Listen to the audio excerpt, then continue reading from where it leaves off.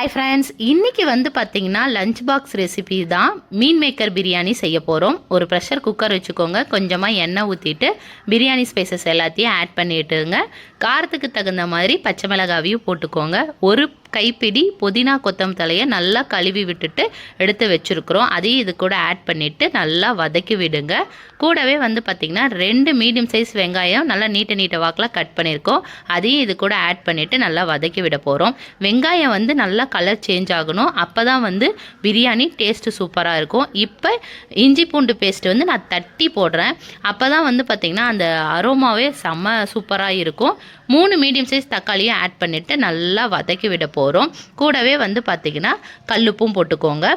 தக்காளி நல்லா வெந்து வந்ததுக்கப்புறம் மஞ்சத்தூள், பிரியாணி மசாலா 1 டீஸ்பூன் போட்டுக்கோங்க. தனி மிளகாய்த்தூள் 1 டீஸ்பூன். இது எல்லாத்தையும் போட்டுட்டு நல்லா வதக்கி விடுங்க.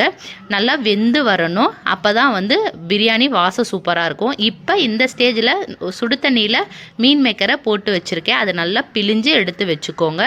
இப்போ பார்த்திங்கன்னா நம்ம தக்காளி நல்லா வெந்துருச்சு. இப்போ நம்ம மீன் மேக்கரையும் போட்டுட்டு நல்லா வதக்கி விட போகிறோம். இந்த கிளாஸில் தான் 1 கிளாஸ் நான் அரிசி ஊற வச்சேன். நம்ம வந்து நார்மல் ரைஸ் தான். அதில் வந்து 2.5 கிளாஸ் வந்து நான் தண்ணி ஊற்றிக்கிறேன். உங்களுக்கு வந்து நீங்கள் பாஸ்மதி அரிசினா 1 டம்ளருக்கு 2 டம்ளர் தண்ணி ஊற்றுனீங்கனாவே போதும். இப்போ நல்லா தண்ணி கொதி வந்துருச்சு. அரிசியை நல்லா நான் கழுவி வச்சுருக்கேன். அதையும் இது கூட ஆட் பண்ணிக்கலாம். இந்த ஸ்டேஜில் நல்லா கொதி வந்ததுக்கப்புறம் உப்பு காரம் எல்லாம் பார்த்துட்டு மூடி போட்டு வச்சிடலாம். ஒரு 2 விசில் வந்து ஹை ஃப்ளேமில் வச்சுட்டு 1 விசில் மட்டும் லோ ஃப்ளேமில் வச்சுட்டு ஆஃப் பண்ணிடுங்க.